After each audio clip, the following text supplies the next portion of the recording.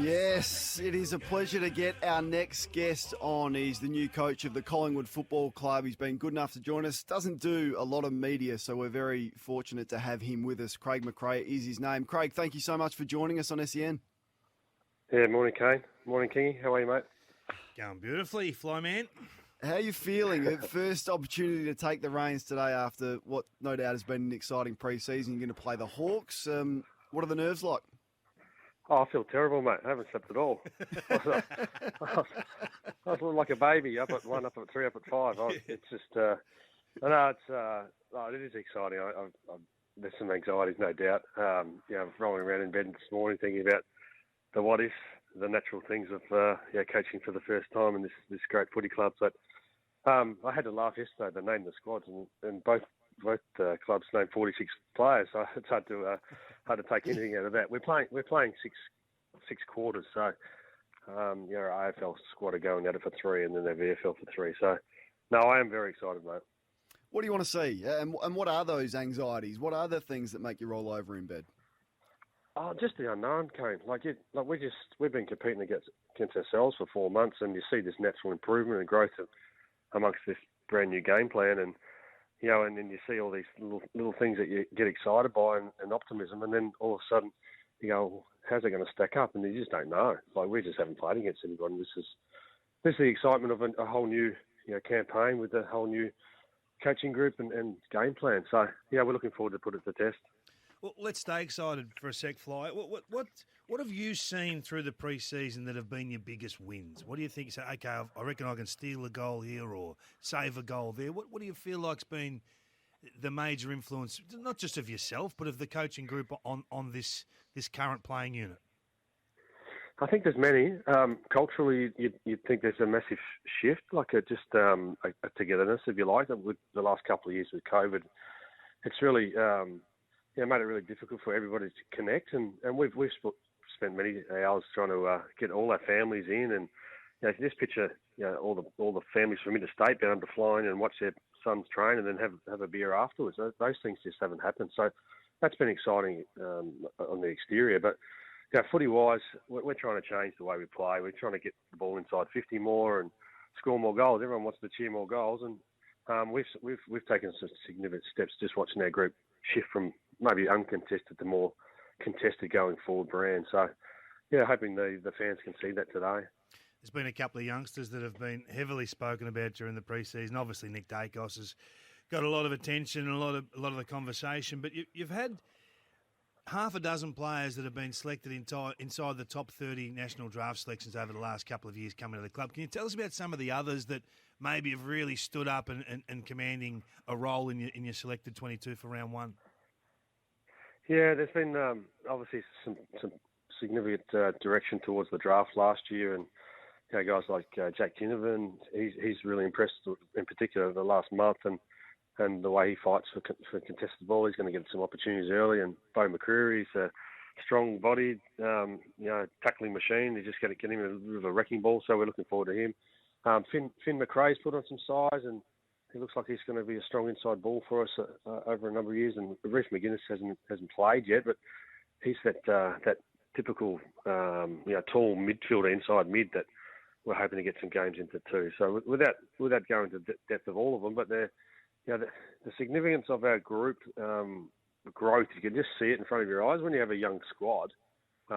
You watch the growth and just their physical capability. This changes within weeks. So there's a lot of optimism around that.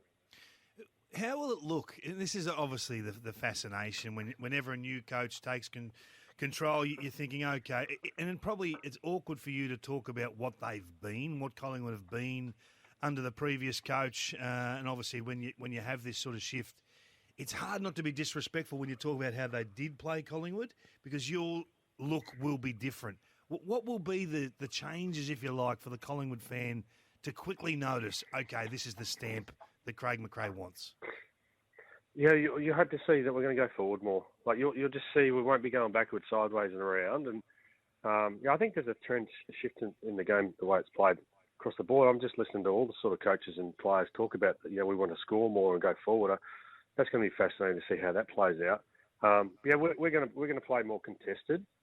We've done a truckload of work on kicking the one-on-ones and two-on-twos and, just the old-fashioned roll it out in front, one-on-one. And because we just have to get better at that side of the game because, like you said, you can't denigrate the past, but the past was an uncontested brand. So, and we've got 20 guys under 21 that haven't really played much contested footy. So we had to really practice that over the summer. And you'll see a lot of that, particularly today. We'll start to unveil that.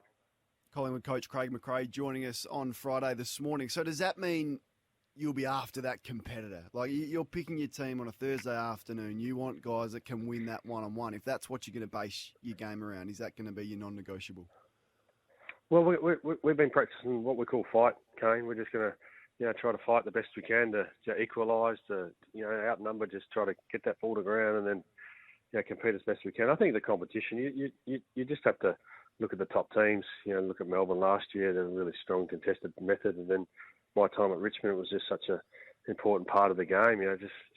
Unfortunately, if you can't, I don't think you'd be playing in too many teams. Kingy and I are going to have a look at the teams throughout the morning. I struggle to predict what is in store for your team because of the senior players and the stars you've got. Me in too, your Kate. lineup. Yeah, well, it's difficult.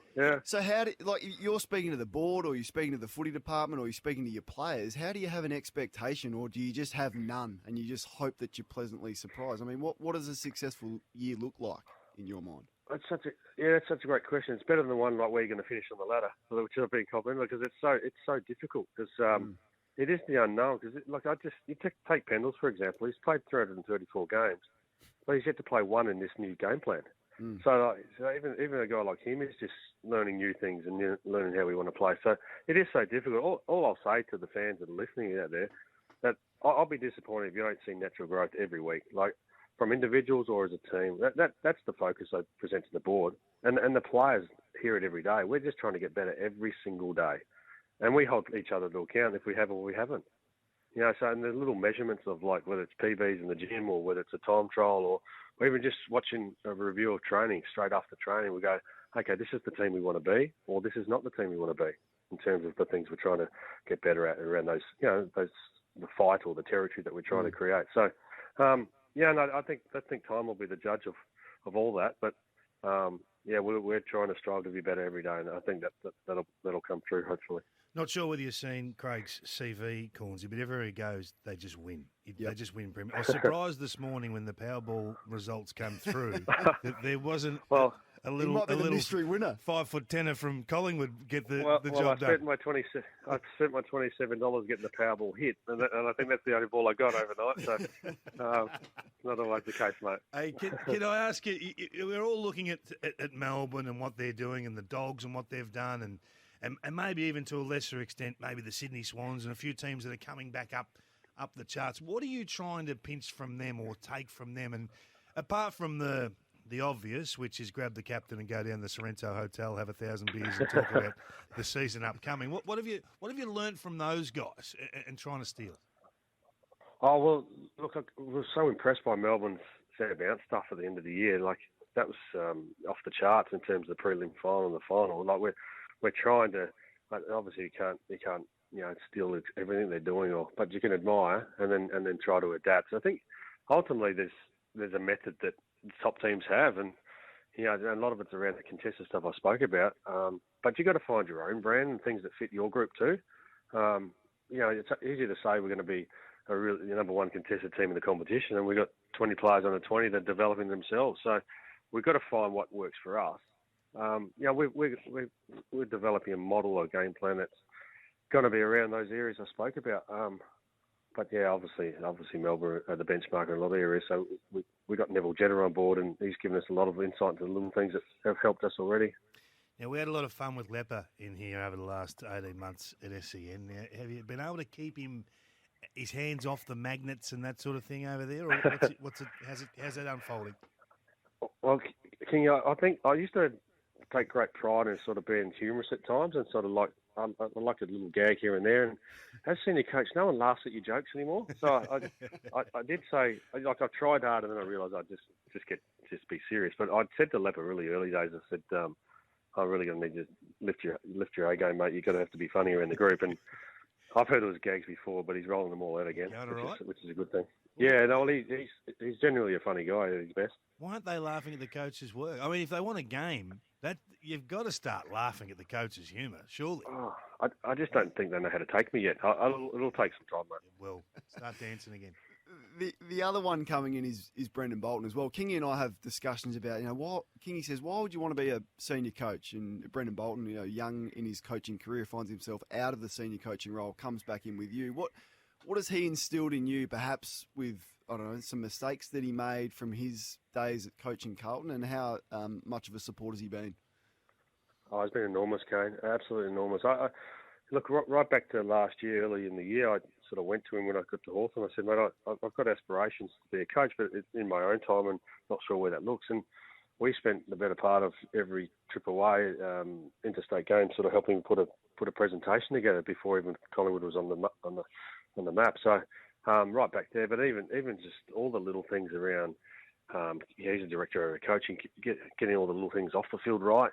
It's amazing how many little things that sort of come across your desk that you, as an assistant, you don't touch. So he's been enormous with that. And then just a sounding board. I think I speak to him nearly every night on the phone when I get home after work and reflect on the day. So he's an enormous acquisition for me. But the players themselves have this resource of.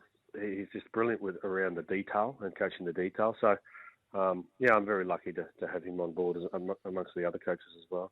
I can't imagine you do too many interviews without being asked about Jordan De Goey, and all eyes will be on him for obvious reasons. I thought the club handled it magnificently well, but what are your expectations for Jordan, and what can you expect to see? Where will you play him, and how do you expect him to conduct himself?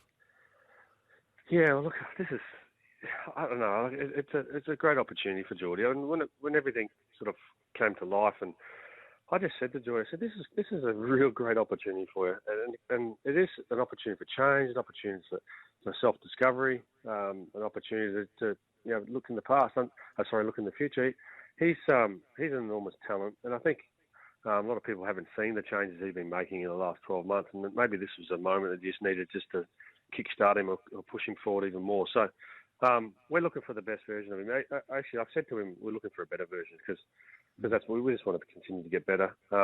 He's going to play, similar to Dusty, if you like. He's sort of, a bit of forward, come up the stoppages, hang around for a bit longer if he wants to, have a bit of a license to be the best talent he can be, but to play within our system.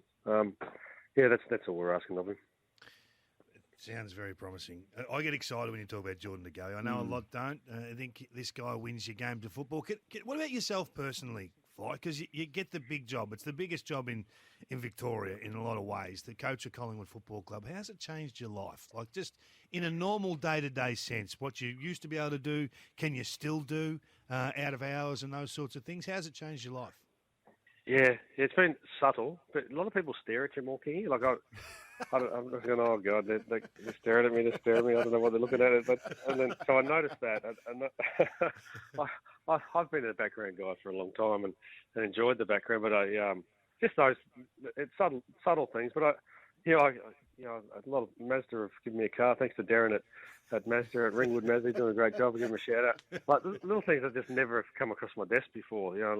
All those little things.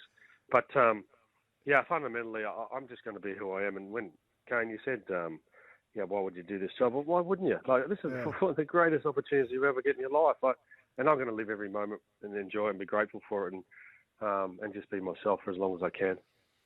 What an attitude, mate. We really appreciate your time. Great chat. Good luck with your first opportunity taking on the Hawks today. Thanks again.